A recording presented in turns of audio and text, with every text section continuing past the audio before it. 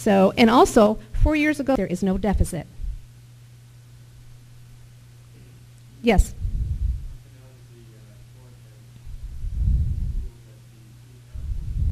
The hospital's master plan is legally viable.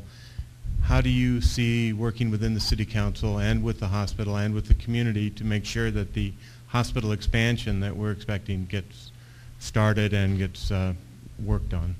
Well, as we all know, our hospital desperately needs to be expanded, and it needs to be expanded quickly because it's not able at this point in time to take care of a whole bunch of people.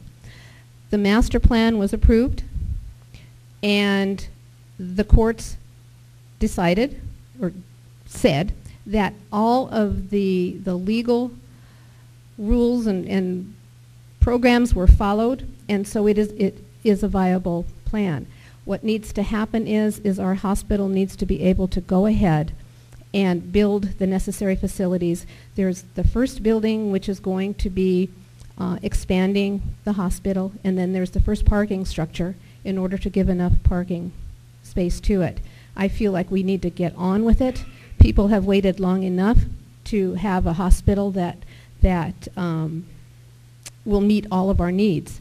There's many things that are planned, neonatal unit, better heart facilities, and such. And one of the other things I want to mention is that the ancillary buildings that are going to be built for the hospital are going to house not dentists, but hospital services that the doctors who practice in the hospital will be using.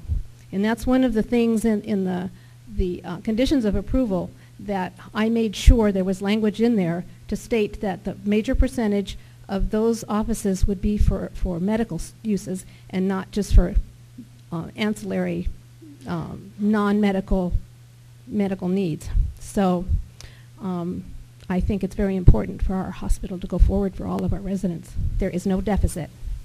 Yes? Yes. You were originally elected to the city council because you opposed the Elsomere dump. You're an environmentalist. And you say from the podium here that you're a protector of neighborhoods. You want to listen to the people in the neighborhoods, and any development that happens that impacts that neighborhood, you will listen and advocate for them. Right. So then you're on the city council and you go on a subcommittee in charge of finding a location for another dump called the MRF. Why did you vote to put it on property that is zoned residential and next to a bunch of homes?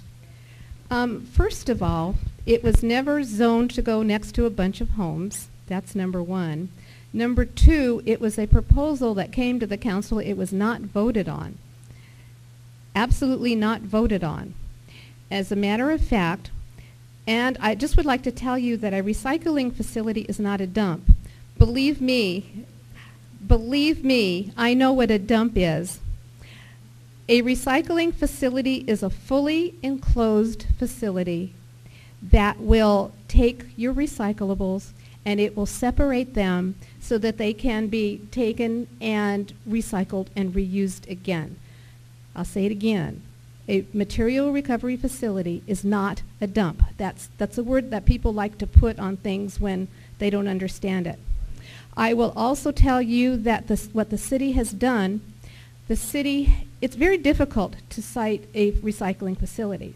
So what the city has done has put together a committee of citizens who wish to be on that committee, and there are going to be tours to take a look at what a recycling facility is and is not.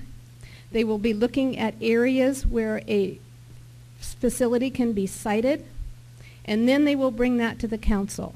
The council did not vote on anything because it was never brought up to a vote. So in that little instance,